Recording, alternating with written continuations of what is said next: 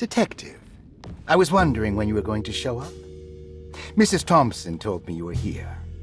I understand you are working for Jeremy Hartwood's niece. Yeah, I guess so. I mean, you're not wrong. We came here for her uncle. I just didn't expect... I didn't expect this. You are Dr. Gray, right? That's right. You don't happen to have some identification, Detective. I'm not keen on having strangers prying into my business. Oh, Detective Edward Carnby, Decatur Street, New Orleans. Enjoying the Vieux Carré, Detective? Those old French quarters, the voodoo people, the gangsters. I'm sure you live an exciting life. Well, it's not quite like the stories, Doc. Just trying to make a living. Aren't we all making a living? Well, welcome to Deseto, Detective. I hope your time here will be useful. Now, what can I do for you? But why don't you tell me where I can find Jeremy Hartwood? Why wouldn't that make for a short visit? I wish I could tell you, but I'm afraid I don't know. A drink, Detective? Anything brandy. Oh, you do belong in the French quarters, Detective. Armagnac or cognac? You know, just give me the cheap stuff. I'm not much of a connoisseur. Having low standards is not a virtue, Detective. Let me see if I can broaden your perspective. What can you tell me about Jeremy? I wouldn't want to go into details about his condition. Doctor-patient confidentiality. I'm sure you understand. Sure, but he is crazy, and he's gone missing. Why?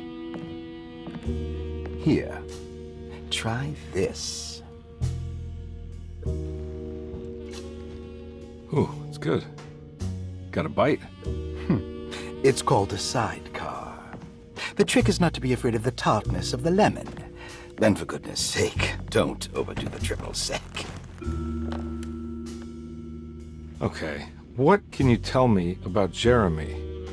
Well, let me think. He is an anxious man, constantly worried about events not presenting themselves according to his model of predestination. He complains about things not being carried out in the right order, and that some things simply shouldn't be. Is any of this helpful to you? Not really. I was hoping for some direction where to look next. I'm sorry. I have nothing for you then. You should talk to my orderlies. They have been looking for him for a while now. I'm sure they would appreciate your help. Yeah, I ran into Batiste earlier. Come to think of it, he might have given me a lead. Oh, excellent. So your investigation is already underway. I'm gonna go, but I'm sure we'll meet again. Looking forward to it. Safe returns.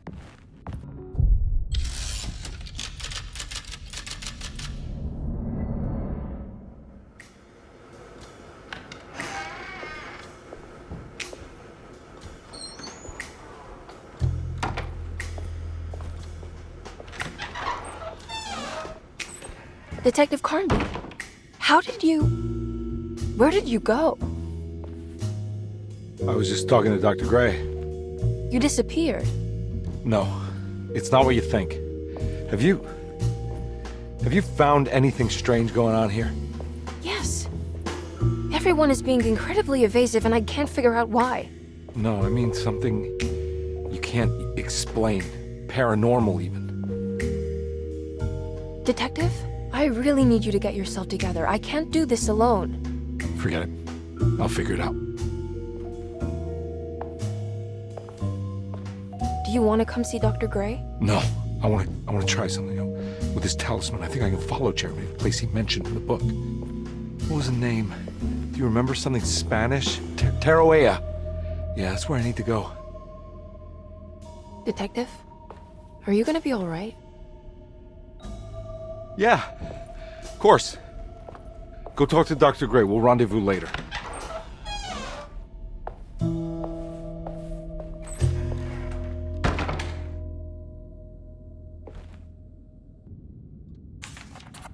While Detective Carnby was grateful to be back at Deseto, He was eager to test his hypothesis. After having suffered through that sinister world, dressed as the French Quarter, Jeremy's writing could be read much more literally. What if Jeremy used his talisman to actually visit those places he mentioned in the book? Carnby felt certain that this was the answer. He wouldn't find Jeremy hiding inside Derceto. He would be in one of those other worlds.